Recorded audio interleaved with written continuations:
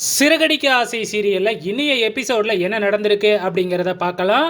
So எல்லாருமே night வந்து பார்த்திங்கன்னா கஷ்டப்பட்டு எப்படியோ மாலையை கட்டிக்கிட்டு இருக்கிறாங்க. எல்லாருமே தூங்கிடுறாங்க. கொஞ்சம் மாலை மட்டும் மிச்சம் கட்டாமல் இருக்குது. நம்ம மீனா மட்டும் வந்து கண்ணை முழிச்சு கட்டிக்கிட்டே இருக்கிறாங்க. முத்து முதல் கொண்டு எல்லாருமே தூங்கிடுறாங்க.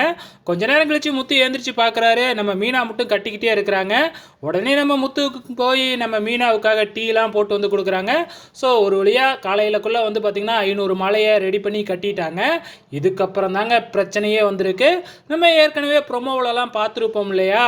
ஸோ இந்த பாண்டி வந்து ஆள் செட் பண்ணியிருக்காப்புல இல்லையா?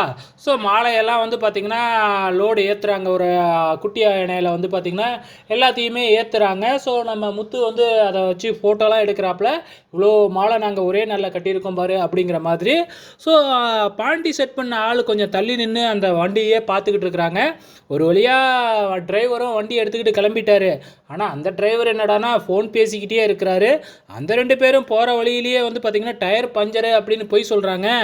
இந்த டிரைவரும் வந்து பார்த்திங்கன்னா அதை நம்பி வண்டியிலேருந்து கீழே இறங்கி ஃபோன் பேசிக்கிட்டே போய் பார்க்குறதுக்குள்ளே வண்டியை எடுத்துக்கிட்டு கிளம்பிடுறாங்க. ஸோ இப்போ இங்கே கல்யாண மண்டபத்தில் அரசியல்வாதிகளெல்லாம் காமிக்கிறாங்க. தட்டாபுட்டெல்லாம் வந்து பார்த்திங்கன்னா நடந்துக்கிட்டு இருக்கு. இந்த கல்யாணம் வந்து ரொம்பவுமே முக்கியமானது. இதை வச்சே நான் அரசியலில் இந்த கடைசி ஜெயிச்சிருவோம் அப்படின்னு பேசிக்கிட்டு இருக்கும்பொழுது மாலை மட்டும் இன்னும் வரல அப்படின்னு சொல்கிறாங்க. நம்ம முத்துவோட ஃப்ரெண்டு இருக்காப்புல இல்லையா? ஸோ அவரை கூப்பிட்டு அந்த அரசியல்வாதி வந்து மிரட்டி கேட்குறாப்புல. உடனே முத்துவுக்கு ஃபோன் பண்ணி கேட்குறாங்க.